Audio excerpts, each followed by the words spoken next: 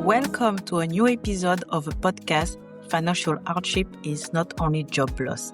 I'm Ingrid Francisque, the voice behind AfroBudgetinGirl.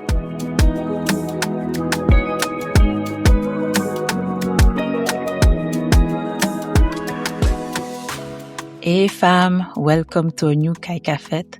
For those who don't know yet, a Kay Ka Fet episode is a bonus episode where I come to talk to you about something happening in my life right now, or an event that's been on my mind, and the connection with money and budgeting with intention. The first bonus episode dropped during the World Cup. Go check it out. We talk about teams like Curaçao and Cabo Verde, and also Elon Musk. Today we back for another bonus, the back from vacation one. This trip was really last minute. We booked a ticket in early June for the end of the same month. That's to show you how last minute this was. Now, last minute doesn't mean you have to pay full price for everything. Though, I won't lie to you. It was expensive. I'm not going to lie again. Given the price, I told myself, do not worry. We're going to have a good vacation. Praise be them. Oh yes, we're going to have a good vacation. But the biggest gift this trip gave me was not a saving. It was a pause. If you listen to the first episode of the podcast, Financial Hardship is Not Only Job Loss, you know I live in the Gulf region. The conflict started on Saturday, February 28th. So with that, it's been really heavy. Mentally, we were on the edge. I tried to convince myself I was fine. Yeah, we're living through a war, but our daily routine are still going. I told myself. We thought we were old enough. We thought we were mentally strong. And honestly, we were in complete denial. After the first week of vacation, I realized just how much I needed this. I was way more fragile than I dare admit. Sometimes we try to rationalize certain decisions based on the financial consequences, but very often we forget to take care of ourselves under the excuse that is going to cost us. Before we get into the details, quick rundown of today's episode. In this episode, I'm going to share my stories, but also my tips for minimizing the cost of this trip, the things to know when you travel, even last minute. But I'm also going to tell you what this trip really taught me, and it has nothing to do with a spreadsheet. All right, let's start from the beginning. How we even got to the point of leaving. Not going on vacation this summer with the current conflict felt like a heavy mental load. My husband convinced me we had to go. I tried to talk him out of it with numbers, that it was really too much money to spend, but for him, those numbers didn't compare to our mental health. So we decided to go back to France and to Guadeloupe. The closer the departure date got, the more I realized I couldn't take it anymore. I was done. I was ready to leave. The second we made the decision to go, we told ourselves we're really going to enjoy it. That wasn't the plan at first because financially we had very tight goals this year, but we really needed to breathe. And that's kind of the whole point of financial hardship is not only job loss. Sometimes the financially responsible decision is not the one that's responsible for your health. When I go on vacation, whether it's last minute or well planned, I always make a budget, not just for flight, transport, or restaurant, but also insurance if we need it, an emergency fund just in case, because trust me, I have my share of just in case moment while traveling, and also a SIM card abroad, souvenirs, and even a little slush fund if you want to treat yourself. We always look at the big ticket item, but a lot of spending actually comes from the small stuff that slip under the radar. All the expenses you tell yourself are nothing, it's just €5. But when that's €5 morning, noon, and night times 7 days, it adds up fast. I always try to maximize the benefit available to me to bring the bills down too. Even when the bill is big, it's always worth checking what's available to you or what you have access to. One of the first things I check is what benefits come with my credit card in the country I'm traveling to, cancellation insurance, points I'm racking up, claims, but also lounge access, fast track check-in, and taxi services. Good to know, honestly. And for anything transport related, flights, car rental, we use our credit cards to maximize points. Those points can then be put toward everyday expenses or toward outings. By the way, with my community, we talk a lot about everything related to money. I actually ask them this exact question about how budget shapes their vacation choices to enrich the conversation we're having today. Honestly, this is such a fun community on WhatsApp. If you are not there yet, please join us. The link is in the show notes of this episode. Since I'm already on the topic of credit card, let's talk insurance for a minute. Another great thing about credit card is that insurance is often included. Always check your insurance. We always assume it's useless, that we're saving €50 by skipping it. But me, with my health insurance, I have a coverage abroad, and with my credit card, coverage in case of cancellation or if I need to book a hotel in an emergency. Oh, and above all, build yourself an accessible emergency fund. I know, I already told you, but trust me, after what I went through, you need one. With some credit card, depending on the partnerships, you can also pay in 4 installments or even more. To be honest, that's not my preference, but for some people, it works well. I'm actually working on a blog post about the pros and cons of credit card, so do not forget to join the WhatsApp group or the newsletter so you don't miss the latest articles. All right, now let's talk flights because we had a fair share of adventures there. Okay, departure to France, then from France on to Guadeloupe. So 2 different airlines. And we treated ourselves to a little side trip to Antigua too. Gorgeous island, less than half an hour from Guadeloupe. So 3 trips and just as many plane tickets. For the UAE France leg, we got lucky. We have a friend who works for an airline, and thanks to him, we got a 45% discount on the price. Yeah. For a family of 4, that's not nothing. For Guadeloupe, we paid full price, but we eat a snack that completely changed the budget picture for us. So we flew to Guadeloupe on different dates. Okay. My family flight was delayed more than 5 hours. Oh, just honestly, rough luck. But there's the thing. When the airline in France has a certain number of hours of delay, you're entitled to claim a refund.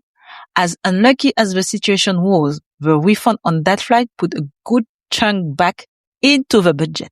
And speaking of flights, have you ever actually looked at how much airport taxes make up your total ticket price? It's close to 40%. Here's what you need to know. Airports are private entities, so it's not just airline driving up prices.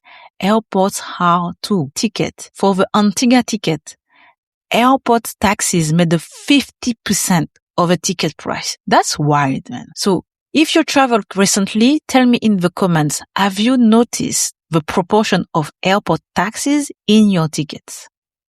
Since we're on the topic of flights across different countries, let me tell you about my multi-currency card. Yes, another card. I know. With 3 countries, but 2 different currency, I always keep my multi-currency bank card handy. I think most banks offer this now, but if you travel outside of your country with a different currency, at least once a year, I really recommend it. I use this card since 2023 to avoid currency fluctuation. We always keep a set amount locked in dollars and in euro. When the exchange rate looks good, I make a transfer. It's super convenient. You avoid fees and commission on every transaction. Once it's locked in, it's locked in. And you can use the card either through Apple Wallet or as physical card. I even use it for online purchases whenever the currency is not my home currency. Okay, once we landed, let's talk day-to-day housing and food. Since we stay with family, housing was one line item we didn't even have to think about. And food-wise, very little spending too, because our moms loves to cook and absolutely wanted to spoil us. That said, water and snacks, we had to cover those. And you don't realize it, but that adds up a lot on the budget. And of course, on vacation, the kids are hungry all the time. And speaking of staying with family, there's something this made me realize, and I want to share it with you. For us, this vacation was really a return to our roots to recharge. Now, some people will say that's not really a vacation since I went back home. But when you don't have a home anymore, when there's nowhere left to go back to because the house is not there anymore or was never there, because there's no longer a tie binding you to that place, what do you do? What does it cost? While I was there, I met someone who was also going back to Guadeloupe. His mother doesn't live in Guadeloupe anymore, but is still very attached to his island, except there's no house left for him to stay in. So he had to rent a place for himself and his family. I have another friend too who decided to sell all the family property in his hometown, and yet is planned to go back every year. Can you keep the tie to your home when you have to pay to stay there, somewhere you grow up? I know some people manage it, but you still need a budget to keep that tie alive when you no longer have the means to have kept a house there. So here's my question for you. Would you be willing to pay to keep that tie to going back home if you no longer had anywhere to stay, no family home left? I want to be clear. I'm really speaking to people who grow up in that place, not to people who grow up far from home and want to reclaim that place for themselves. I think that distinction really matters. And activity-wise, we improvise a lot too. For outings, we got lucky. We could use family members' company works council where possible. Otherwise, the simplest outing did the job, nature walks, beach days, and movie nights. Well, really just a movie on TV with popcorn and a milkshake, but that was doing the job. My mom even had a food storage arrangement, trading with someone in exchange for a sewing. She had also has a small farm. That was also a great way to cut costs. And the days the kids talk about the most were not the most expensive ones. A day at the beach, a grill out, an ice cream, a card game, a day learning to fish with the kids. The value of a memory is not always tied to its price. And there's something else I want to tell you that has nothing to do with money. During this vacation, there's something I did, and honestly, it felt so good. First, I turned off my work phone. And one of the things I'm getting more and more comfortable with is not being in the middle of an important decision at the company I work for anymore. And AfroBudgetinGirl, I really ease off too. Ask my WhatsApp group. I think I sent maybe 4 messages the whole summer. And you know what? It felt so good. And it let me recharge, come up with new ideas for the podcast and even for the platform.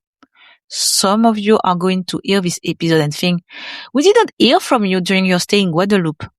So let me just say it upfront. I didn't see anyone. Not because I don't love you guys, no, but because I didn't have the mental capacity to be social. I could not.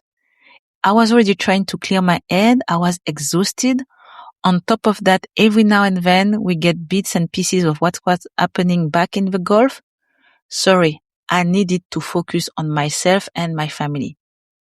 And I want to be honest with you about something else too. I feel incredibly lucky to have been able to go on vacation.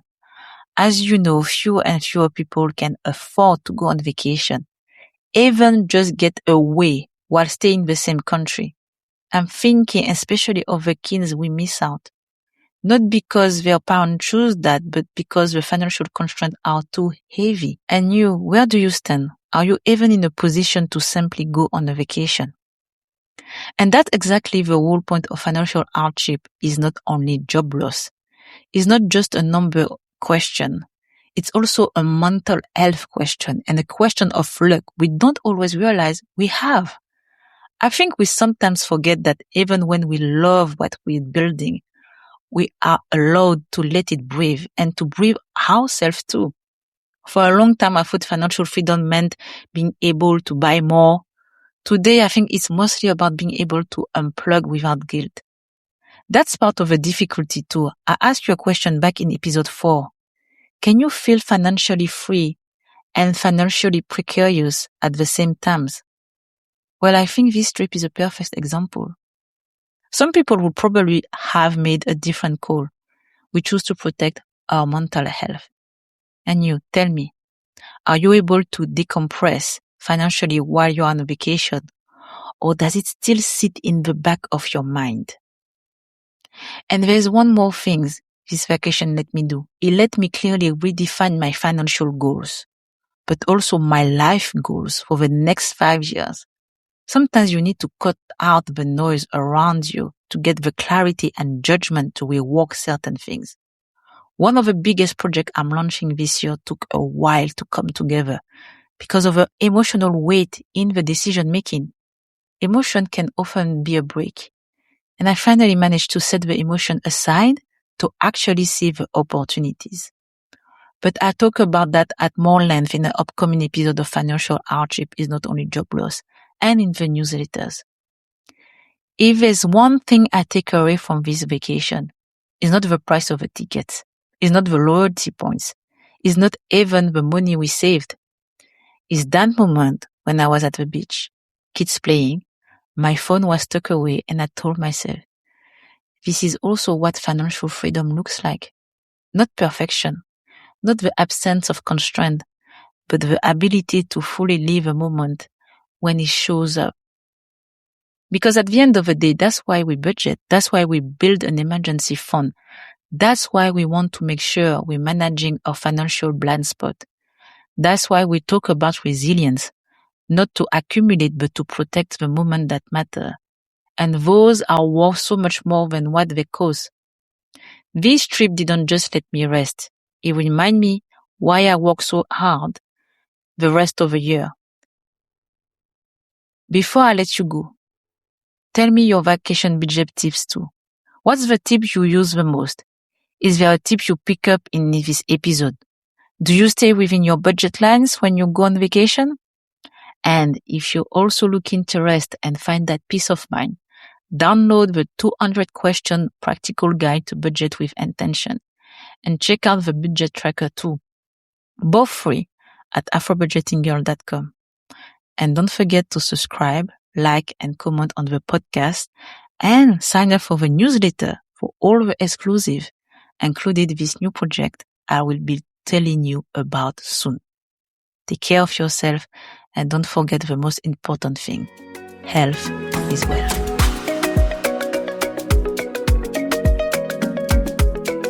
Thank you so much for listening all the way through. If this episode spoke to you, subscribe to the podcast. You can find it on Spotify, Apple Podcast, Amazon, or YouTube. You can also join our WhatsApp community, download our free tools, the budget tracker, and the 200 question practical guide, and read or listen to blog articles for concrete solutions, all on AfroBudgetinGirl.com. Because financial hardship is not only job loss. And above all, don't forget to take care of yourself, because health is wealth. I'm Ingrid Francisque, the voice behind AfroBudgetinGirl, and I see you in the next episode.